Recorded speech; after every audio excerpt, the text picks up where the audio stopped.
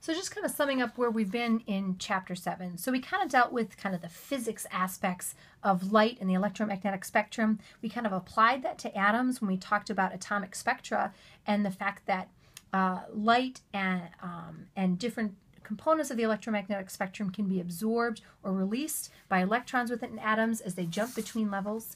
Again, no real problems to work on in terms of some important scientific history to think about the wave-particle duality in matter and energy. We're moving now into kind of the quantum mechanical model of the atom. And so our first problem here asks us to think about something that we call quantum numbers. And again, just to kind of review here, three quantum numbers that we're going to learn about in this chapter are what we call the principal quantum number, which really is the energy level of electrons in a certain orbital. And so you can really think about this as the row of the periodic table. Two other quantum numbers that we have to think about are the angular momentum quantum number, which we abbreviate L, and that has to do with the shape of the orbital. So you really can kind of think about this like a coding system for where electrons are. So if electrons are in s orbitals, that's a spherical orbital, L is going to be equal to 0. If L is equal to 1, that means our electrons are in a p orbital, 2 is a d orbital, and 3 is an f orbital. So again, think about this as being sort of a coding system for where electrons are. And we'll use this analogy more in Chapter 8 when we talk about this, and we'll say, you know what? We want to know in a stadium full of seats for electrons to sit, we can use quantum numbers to kind of try and identify exactly where an electron could sit. So this angular momentum quantum number, or L, has to do with the shape of an orbital, and then this magnetic quantum number has to do with, well, how many possible orbitals are there within this this L value. And this will make sense as we do some more problems here, but it kind of relates to how many orbitals you have. So for example, if you're talking about s orbitals, there's only one s orbital. P orbitals, there's 3 of them. In d orbitals, there's 5 of them. F orbitals, there's 7 of them. And each orbital holds 2 electrons, so we can kind of figure out how many electrons we might have. And as we'll see as we move forward here into our next chapter, this has everything to do with how the periodic table is set up. All right, so this next problem says we want to figure out the quantum number, so the angular momentum quantum number and the magnetic quantum number, when they're given a principal quantum number of 3. So we're given information. So things that we know are that our principal quantum number is equal to 3. All right, so that means we're looking at something that is on the third row, or electrons that are in the third row of the periodic table. So where we want to go is we need to figure out some information. We want to know what the angular momentum and then magnetic quantum numbers are. And then beyond that, we want to know the number of orbitals.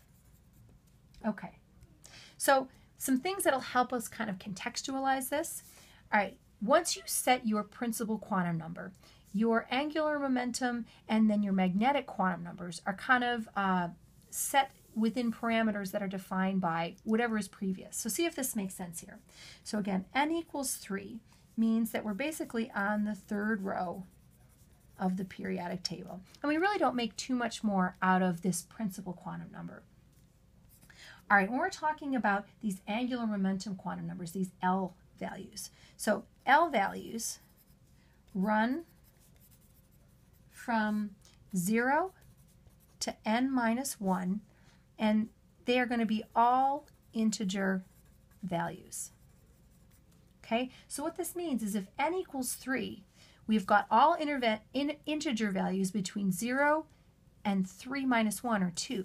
So that means we're going to have 0, we're going to have 1, and we're going to have 2. So these are the possible L values when n equals 3. And again, the next chapter is really going to contextualize this a little bit more, but basically if you're on the third row of the periodic table, that means you've got s orbitals, that means you got p orbitals, and that means you've got d orbitals available for you to put electrons in. So again, m sub L values run from minus L to positive L, and again, all integer values.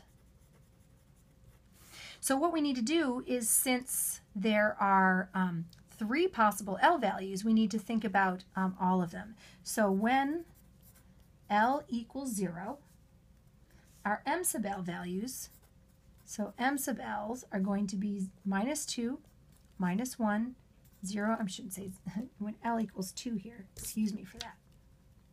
When L equals 2, M sub L values run from -2, 1, 0, 1, and 2. Okay, remember, we kind of talked about this here. When we're talking about our M sub L values, even though there's something that describes the orientation of their orbital, kind of from a practical standpoint, how you can think about it is it tells you how many orbitals you have. Okay, so how do you figure out how many orbitals you have? You count the number of numbers. So see if this makes sense. We've got 1, 2, 3, 4, 5 numbers here. So 5 numbers equals 5 orbitals. So there are 5 d orbitals.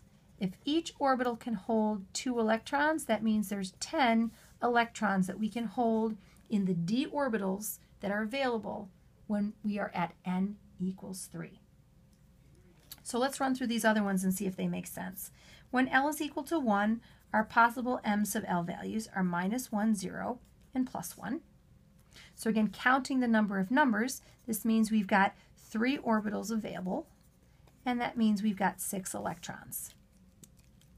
Last one, L equals 0. M sub L values is just basically going to be 0, which means we're going to have 1 orbital that can hold 2 possible electrons.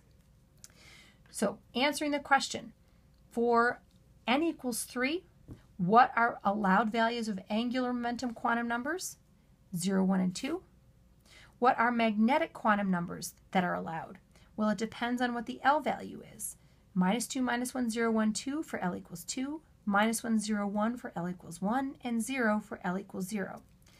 If we add these up, because it says how many orbitals are allowed, we've got 5 plus 3 plus 9. All of this means we've got 9 orbitals in n equals 3.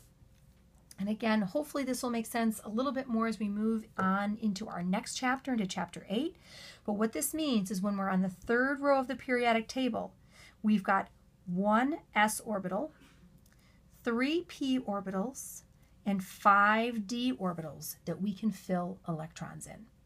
Again, that doesn't make a lot of sense now without the context of chapter 8 to put it in.